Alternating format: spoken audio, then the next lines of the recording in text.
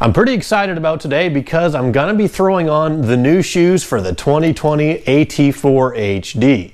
Now, last time I leveled up the front suspension 2 inches and I reinstalled the stock shackle out back because I had the truck lowered before. Now the 35s are going on. They're a 35, 12, 50, 20 and it's on a 20x10 with a -24 offset. And if you know anything about GM trucks, you know I'm probably going to have some issues with the wheels rubbing. And typically, the problem area is the lower back mud flap slash cab, and then on the front, a lot of times they'll rub with this lower valance. Now, I've looked around for a bunch of information on these 2020s, and I haven't seen a whole lot yet. I've seen a couple of guys have actually fit bigger tires on, so I know it's possible. I just haven't seen any real good detailed steps of what it takes to make them fit. So that's what we're going to get to today. But the very first thing we got to do is obviously bolt on the new wheels and tires.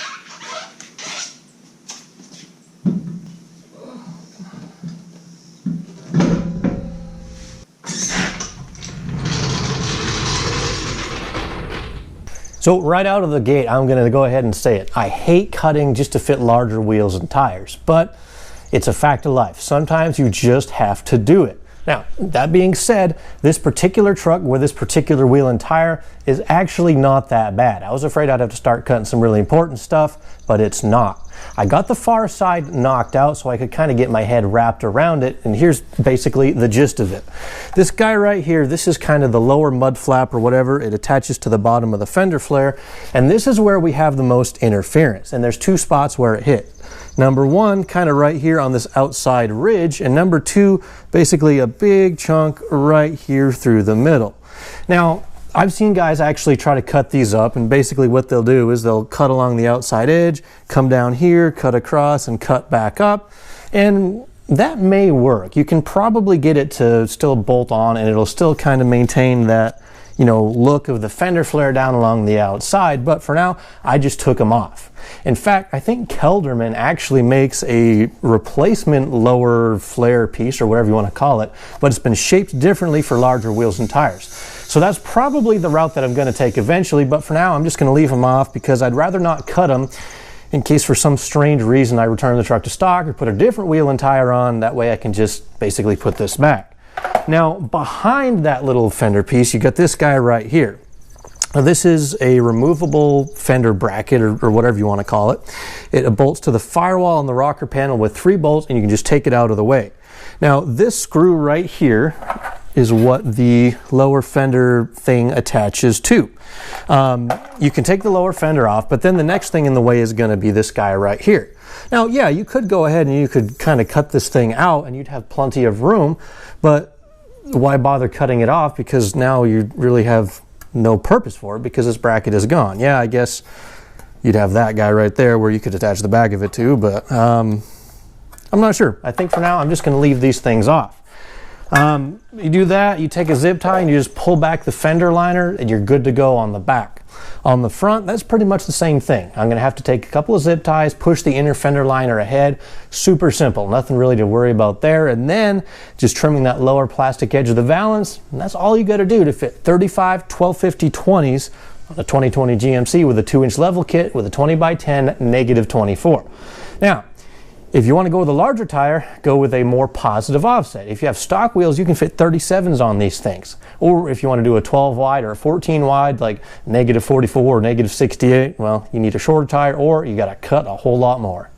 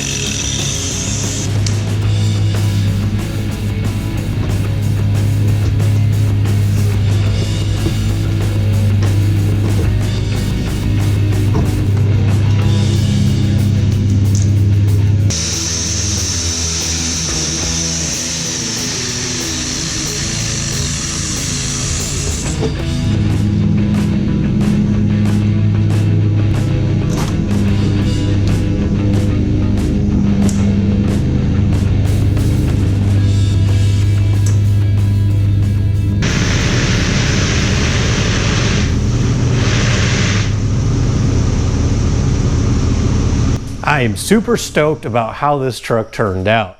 You know, I went back and forth when it came to wheel choices, and it seemed like there were two options everybody was going with. Either the polished, big, you know, American Force or specialty forged look, and the black gloss powder coated. But I didn't really care for either of those finishes. I wanted something that's a little bit different, a little bit subtle, and something that's easy to maintain. Because if you have a set of polished wheels, well, you know how much work they can be. And the bronze, you know what? I'm just digging it. These are Method race wheels, 20 by 10, negative 24 offset, 35-inch tall tires. And I mean, I just love the bronze. I think it works really well with the black finish on the truck. Like I said, it's a great transformation. They look so much better than those stock wheels, so I'm pleased, I'm excited. And the best part is the truck will actually still fit in and out of the garage with an inch or two to spare as long as I back it in. When I drive it in, it's a little bit different angle, so it's a little bit closer. But anyway, the only thing I'm going to have to do from here on out is come up with a plan for the lower fender caps, or whatever you want to call them, up front. I know Kelderman makes them. I think I've kind of mentioned this before, but right now it just kind of has a bit of an unfinished look. There's not a whole lot that you can do right down here. I mentioned earlier I didn't really want to modify the stock lowers just because you're going to have to cut most of the front side away, and yeah, it would make it look good from the side, but I just didn't feel like chopping them up. And besides, like I said, there's always that 2% chance that I might need to put them back on. So I might be in the market for some sort of an aftermarket solution, or maybe I'll just ignore it and run them without it for now. I guess it kind of depends on how many rocks get thrown up. That may influence my decision. But anyway, I want to say thank you guys for watching. I do appreciate each and every one of the subscribers. Honestly, I do. And if you haven't already, well, you may want to consider subscribing, especially if you've been following, that is, Ugly Truck, the 2000 Silverado with the 8.1 swap, because I got some pretty cool parts on the way for that. Maybe something that'll make a little boost. I don't know, not really going to go into too much more detail, but like I said, you may want to subscribe. But anyway, I'll catch you guys next time, and thanks again for watching.